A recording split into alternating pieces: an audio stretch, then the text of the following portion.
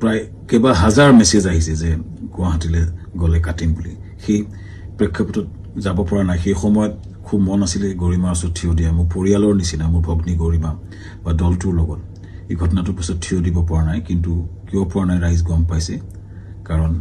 আমাক থ্ৰেটনিং কৰা হৈছে কিন্তু আসলতে জুবিন গাৰ্গক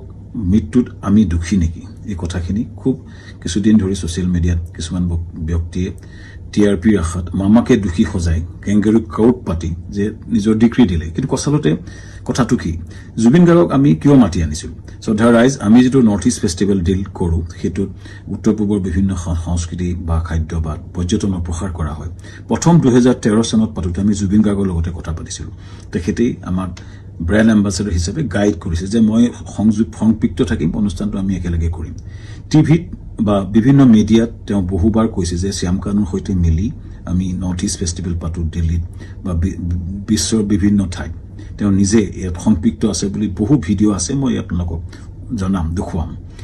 এই ব্যক্তিজন আমি যেতিয়া বাহিৰত অনুষ্ঠান যতে কৰো আমি তেখেতৰ পৰা আলোচনা কৰো আৰু যেহেতু আমাৰ ব্ৰাণ্ড এম্বাসেডৰ আৰু যেতিয়া আমি বিদেশত কৰিলো দুইবাৰ তেওঁ বেংককত গৈছিল আৰু এইবাৰো যেতিয়া আমি সিঙ্গাপুৰ কৰিবলৈ গলো তেখেতক আমি কলো যে সিঙ্গাপুৰ কৰিব বিচাৰিছো সো আমি কলো এনেকৈ কৰিব আমাৰ গোটেই প্ৰগ্ৰামটো এনেকুৱা হ'ব তেখেতক কলো যে তুমি যাবা নেকি তেখেতে কলে যাম মই যাম মোৰ লগত মোৰ ভাতৃ সন্দীপনক লৈ যাম আৰু মেনেজাৰ সিদ্ধাৰ্থ যাব আৰু আমাৰ শেখৰ যাব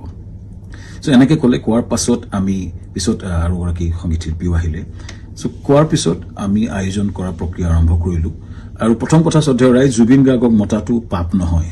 উত্তৰ পূব আটাইতকৈ ডাঙৰ অনুষ্ঠান নৰ্থ ইষ্ট ইণ্ডিয়া ফেষ্টিভেলত উত্তৰ পূব আটাইতকৈ ডাঙৰ যিজন সংগীত শিল্পী তেখেতক নিমন্ত্ৰণ কৰাটো যিহেতু আমাৰ ব্ৰেণ্ড এম্বাসেডৰো হয় আমাৰ লগত সংপৃক্ত হয় আৰু তেখেতক মতাটো পাপ কৰা নাছিলো এটো আমাৰ দায়িত্ব আছিল তেখেতক নিমন্ত্ৰণ কৰাটো তেখেত কিয় 17 তাৰিখে আহিলে এটো প্ৰশ্ন হৈছে তাৰ আগতে সুস্থ দেহাৰে আহিছে বুলি বহুতে লিখিছে কিন্তু তাৰ দুদিনমান আগতে তেখেতে আমাৰ 7 ছেপ্টেম্বৰত মুম্বাইত তেওঁ খুব ধুনীয়া পাৰফৰমেন্স কৰিছে মুম্বাইত আৰু তেখেতে 1 তাৰিখে নে 3 তাৰিখে দিল্লীত তেখেতে পূজাত এটা অনুষ্ঠান কৰাৰ কথা আছিল সম্পূৰ্ণ কনসাৰ্ট বা মিউজিক্যাল প্ৰগ্ৰাম কৰাৰ কথা আছিল কেৱল প্ৰগ্ৰাম তেওঁ লাইন হৈছে তেখেতে প্ৰগ্ৰাম কৰি আছিল সো কটিকে সুস্থ দেহাৰে আমি অনাটো আমাক এটা অতি ভুল দোষাৰোপ কৰা হৈছে তৃতীয় কথাটো হৈছে তেখেতে 17 তাৰিখে এই কাৰণে আহিলে সিখন ডাইৰেক্ট ফ্লাইট আহিলে কাৰণ কলিকতা হৈ আহিলে বহুত দীঘলীয়া হয় 19 তাৰিখে আমাৰ অনুষ্ঠান আৰম্ভ হয় সো সেইকাৰণে 17 তাৰিখে গ্ৰুপ ফ্লাইটত তেওঁ আহিছিল লগতে দলটো আহিছিল আমি পেন পেচিফিক হোটেলত ৰাখিছিলো আমাৰ যত অনুষ্ঠান হৈছে তাৰ লগতে সানটেকৰ লগতে পেন পেচিফিক এখন 5 ষ্টাৰ হোটেল সকলো দলটো আমি ৰাখিছিলো ভালকে ৰখাৰ চেষ্টা কৰিছিলো আমি তেওঁলোক কথা পাতিছিলো যে তেওঁ কৈছিল আমি অলপ জিৰণি লম আৰু 20 তাৰিখে 19 তাৰিখে তেওঁ আৰম্ভণি অনুষ্ঠানত তেওঁ থাকিব আৰু 20 তাৰিখে তেওঁ দুটামান গান গাব ভূপেন হাজৰিকাৰ এটা ট্ৰিবিউট দিব এইটো আলোচনা আমাৰ হৈছিল পিছৰ 18 তাৰিখে দিনাখন 19 তাৰিখে আমাৰ অনুষ্ঠান আছিল 18 তাৰিখৰ দিনাখন আমি তেখেতক খবৰ কৰিতে শুই আছিল আমাৰ বহুত বিভিন্ন উত্তৰ পূবৰ মানুহ আছিল তেওঁ লগত তেওঁ ভায়েক আছিল আৰু তেওঁ সিদ্ধাৰ্থ আছিল মেনেজাৰ আৰু দল আছিল 19 তাৰিখৰ দিনা ঘটনাটো ঘটিলে যেতিয়া আমাৰ সেইদিনাখন উত্তৰ পূবৰ বিভিন্ন মন্ত্ৰী বিষয়া লগত আমাৰ এখন মিটিং চলি আছিল উদ্যমী সকলৰ লগত সিঙ্গাপুৰৰ মিটিং চলি আছিল যাতে আমি ৰাতিপুৱাই গৈছিলো তেতিয়া এই জাহাজৰ ঘটনাটো কথা মোক সিদ্ধাৰ্থ শৰ্মাই ফোন কৰিছিল 3:30 বজাত আমাৰ মিটিং আৰম্ভ হৈছিল 12:30 বজাত সো 11:30 মানতে মই সাংগ্ৰিলা হোটেলত গৈছিলো আৰু তাত 3:30 মান বজাত আমি গম পাইছিলো যে এনেকুৱা ঘটনাটা ঘটিছে সিদ্ধাৰ্থ ফোন কৰিছিল কোড ঘটিছে কেনেকৈ ঘটিছে আমি একো গম পোৱা নাছিলো লগে লগে বহুখিনি তাকে লৈ ফোন আহিছিল কিন্তু মই উত্তৰ দিব পৰা নাছিলো আসলতে ইমান ডাঙৰ ঘটনাটো আমাৰ মৰমৰ বুকুৰ আপোন মানুহজন এনেকুৱা ঘটনা ঘটিছে কথাটো আমাৰ কাৰণে এটা থটমটৰ নিচিনা হ'ল আৰু লগে লগে আমি দূতাবাসৰ লগত কথা পাতি তালৈ গলো আৰু ঘটনাটো হ'ল আৰু এই ঘটনাটোৱে সকলোকে মুখৰে মাত নাইকিয়া কৰিলে আৰু গম পাই লগলে আমাৰ অনুষ্ঠানটো বাতিল কৰা বুলি আমাৰ হাই কমিছনে নিজস্বভাৱে ঘোষণা কৰিলে আৰু অনুষ্ঠান তাতে বাতিল কৰা হ'ল তাৰ পিছতো কোনবাই উলিয়াইছে আমি প্ৰগ্ৰাম কৰি আছিলো বুলি কিন্তু আসলতে আমাৰ ভাৰতৰ ৰাষ্ট্ৰদূতে এটো ডিক্লেয়াৰ কৰিছিল অনুষ্ঠানটো সম্পূৰ্ণ বাতিল কৰা হৈছিল আৰু সেইটো পিছতো আমি টিমটো লগত লাগি কেনেকৈ আমাৰ পাৰ্থিৱ শৰীৰটো গুৱাহাটীলৈ পঠাব পাৰি তাৰ লগত মই কাম কৰিছিলো সিদ্ধাৰ্থ লগত আমাৰ মৰ্গত আমাকে যাবলৈ দিয়া হৈছিল সিদ্ধাৰ্থ আৰু সন্দীপন শেখৰৰ লগত আৰু তাৰ পিছতে কেম্পেইনটা আৰম্ভ হ'ল আমাৰ বিপক্ষে হিনা মই কৈ আছিলো যে মৰ্গলৈ যাওঁ বুলি কোনবাই হেতু মদ খাবলৈ যাওঁ বুলি এটা কেম্পেইন কৰিলে কোনবাই ক'লে যে শ্যামকানু মহন্তক মানে ধৰি হত্যা কৰিব লাগে এনেকুৱা ধৰণৰ কেম্পেইন আৰম্ভ হ'ল আৰু এটা ভয়ানক আমাৰ বিপক্ষে এটা কেম্পেইন শ্ৰদ্ধা ৰাইজ এটাই মই ক'ব খুজিছো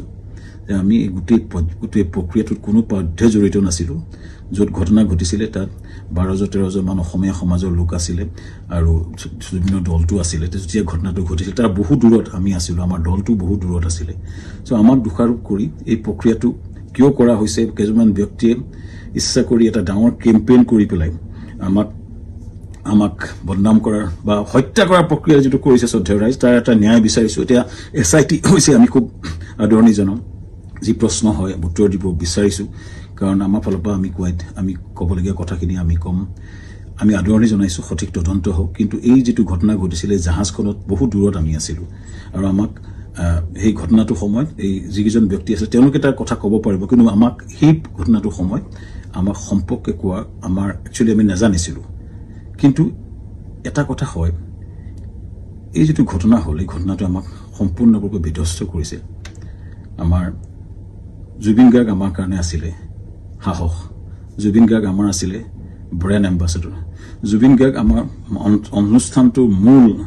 হৃদপিণ্ড আছিলে হৃদপিণ্ডজন যোৱাৰ পাছত আমাৰ যি অৱস্থা হৈছে গোটেই দলটোৰ আমাৰ গোটেই বিধ্বস্ত অৱস্থা আমাৰ সকলোৰে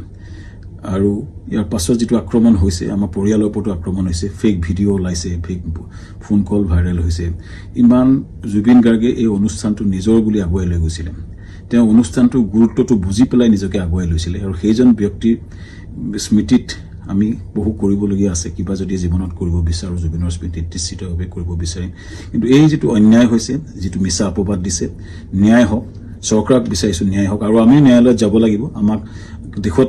আইন বুলি এটা বস্তু আছে যে মিছা অপবাদত আমাক যেটো কৰা হৈছে বা নিজৰ ঘৰলৈ যাব নোৱাৰা অৱস্থা হৈছে আমি নিশ্চিতভাৱে কিছুমান মানুহ উচতনি দি যেটো কৰিছে আমি ন্যায়ালয়ক নিশ্চিতভাৱে ক'ব লাগিব যে আমাক ন্যায় দিয়ক সুৰক্ষা দিয়ক আৰু ৰাইজৰ পৰা ন্যায় বিচাৰিছো চৰকাৰৰ পৰা ন্যায় বিচাৰিছো আৰু জুবিনৰ আমাৰ মহান শিল্পী আমাৰ মৰমৰ বুকুৰ আপোন মানুহজনৰ আত্মাই চিৰ শান্তি পাওক ৰাইজৰ পৰা আশীৰ্বাদ বিচাৰিছো